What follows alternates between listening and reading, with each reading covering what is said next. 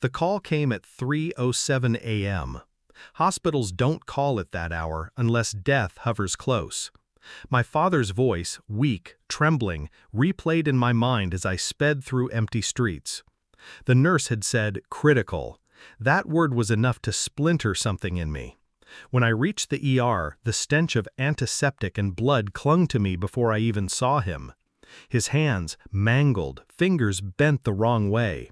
Acid burns etched across his skin like someone tried to erase him piece by piece. Tubes ran into his veins, monitors beeping in rhythm with my rage. He gasped when he saw me.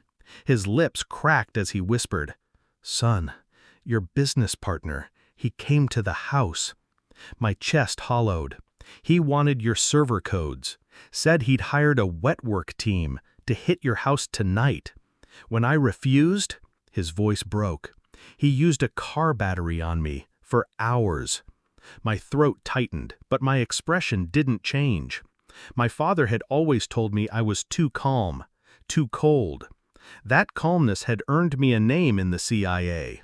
Not for my work at a desk. They called me the Ghost. My partner, Daniel, the man who toasted me at my wedding, godfather to my son, my so-called brother in business.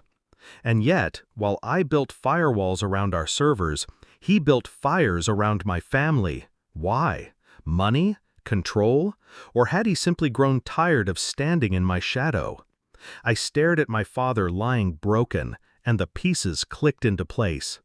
Daniel wanted everything I had: our company, my life, my legacy. He didn't just send men to kill me, he made it personal.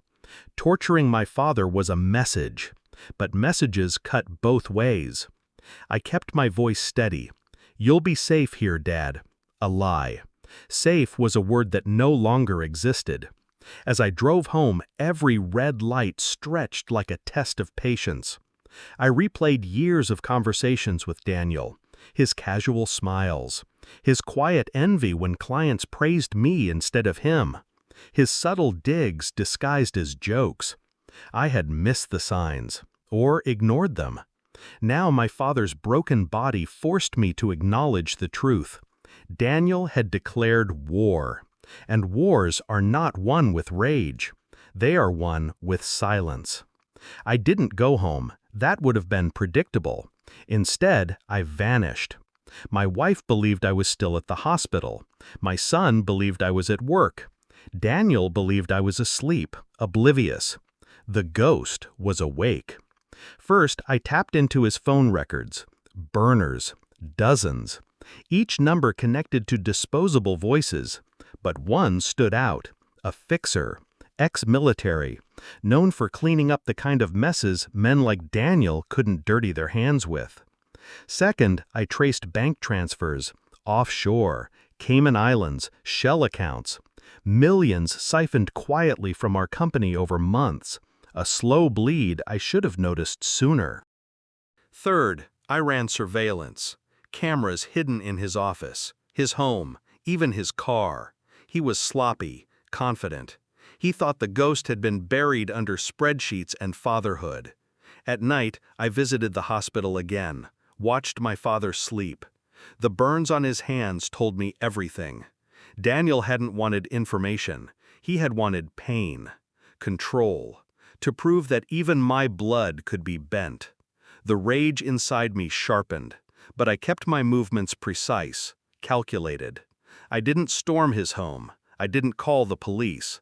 I let the silence grow teeth, until I had enough to bury him. The files sat on my desk, thousands of pages of corruption, fraud, theft.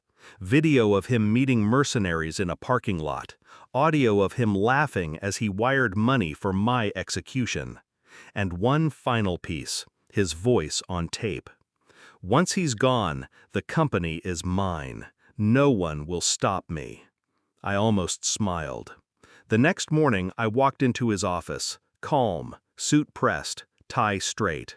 He looked up, startled but trying to mask it with charm. "You look tired. Long night?" I placed a folder on his desk. He opened it. Photos, documents, screenshots. the tape recorder last.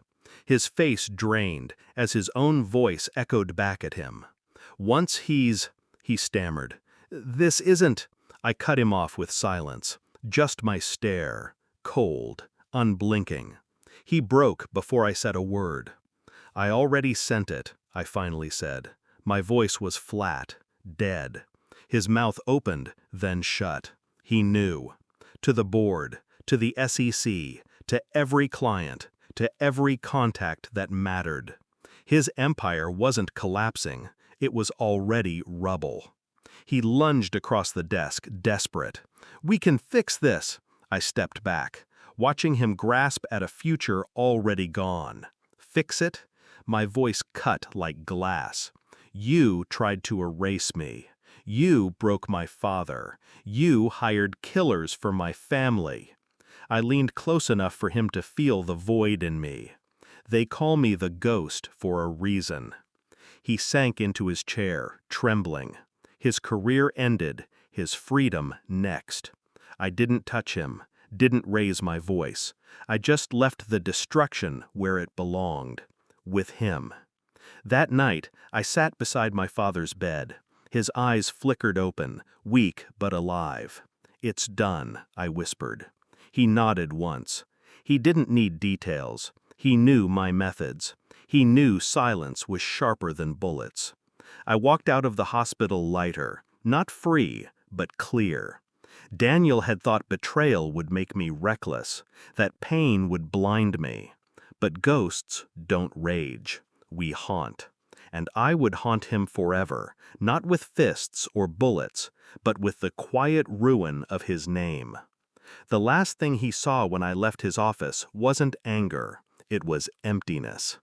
The kind of emptiness that never forgives.